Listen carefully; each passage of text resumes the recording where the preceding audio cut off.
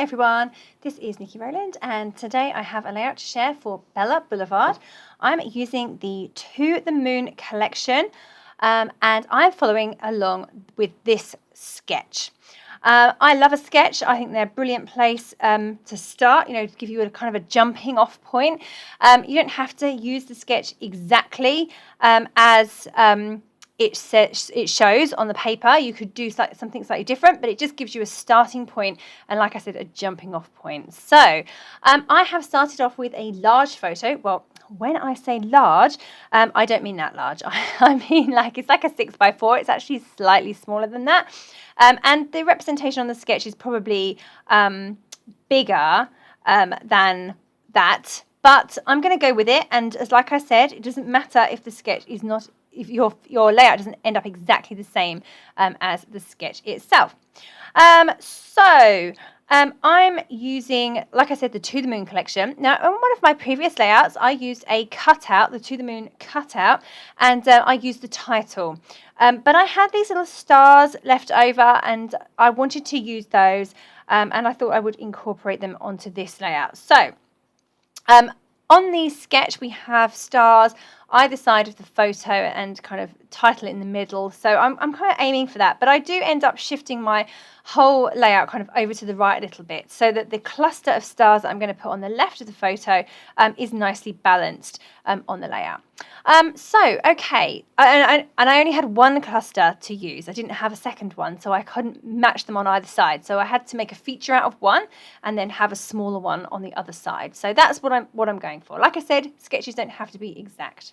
Like I said, I have this cluster of stars, and I am backing those with these three colours of stars. So I'm basically this whole layout, I'm sticking with this colour scheme. So red, light blue and navy. I love that constellation paper that I'm using for the background.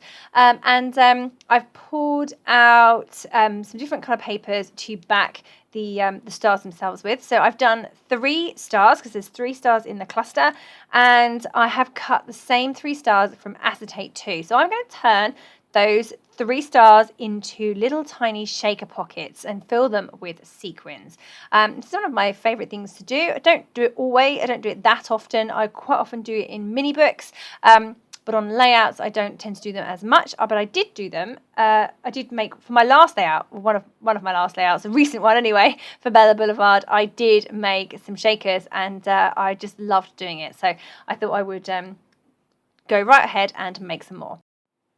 So I'm just sticking the acetate stars to the back of the cutout, and I'm doing that on the 3 stars. The other 2 I'm going to backfill with pattern paper, and the circles too. But the stars themselves, once I've stuck the acetate onto the back, I'm then going to add foam pads all the way around the outside edges of the stars. Now they have to be really skinny foam pads because the cutouts are quite thin. So I have my regular foam pads that I just cut down, and they kind of come off in a line, so it's easy to manipulate them into the star shape. So that I'm just about to start doing that now, and then I'm going to back each one of the 3 stars with those 3 pattern papers I've already cut out, and I'm going to fill them with sequins before I close up the shakers. Okay, so I have skipped forward a little bit here now, and you can see that each one of my stars is now filled with sequins, and I have backfilled with the 3 coloured stars. So sequins, mostly by Spiegelmom scraps because they're awesome. I didn't have many red ones, so I had to beg, borrow and steal. I'm making this layout at a crop, so I had lots of friends around me, and it was quite amazing at the collection of sequins that we have between us. So I did manage to find the right ones in the end, which was great. I'm just going to now arrange my photo, my title and my star shakers onto my layout. I do have to still backfill those other stars as well, so I'm just going to quickly do that with some pattern paper. I really love the cutouts. They're brilliant to cut. They come with a template basically, so you just cut out the template, and then you go around the template on the chosen paper that you want to use, and that works really super well. So yeah, really awesome little pack. Brilliant for people who don't have cutting machines, of course. Okay, so I have skipped forward a little bit on the video. I'm now ready to start assembling. I've got my photo, which I have mounted onto a black journaling card from one of the To the Moon cut apart sheets.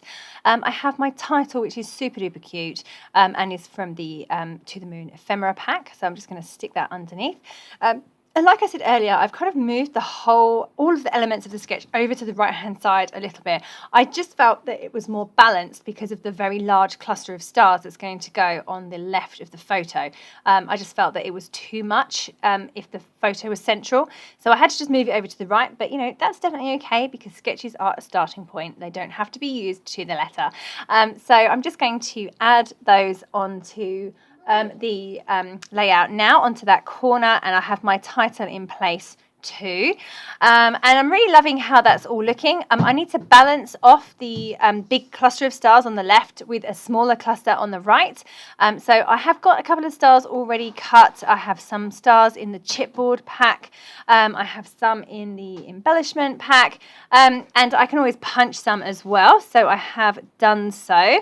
And I'm just going to put a few little bits and pieces over on the right-hand side. I'm going to keep it fairly simple, but I do also want to extend the cluster of stars down a little bit too, towards the bottom. So I'm going to put a little cluster at the bottom too, because that is represented on the sketch, but I just want to extend that big cluster down a little bit. So I'm going to do that with some punch stars, with some chipboard stars, some ephemera pieces, and then some paint splatters as well. So my punch stars I want to add, I'm going to add some on top of the star cluster, and then use them to extend the cluster as well. But I'm just doodling around the edges of them with a black journaling pen just to make them stand out a little bit better. My little boy has come to join us. Okay, so I have skipped forwards a little bit. I'm just adding some extra bits, getting all those stars in place, raising most of them on foam pads because I love my layouts to have lots and lots of dimension.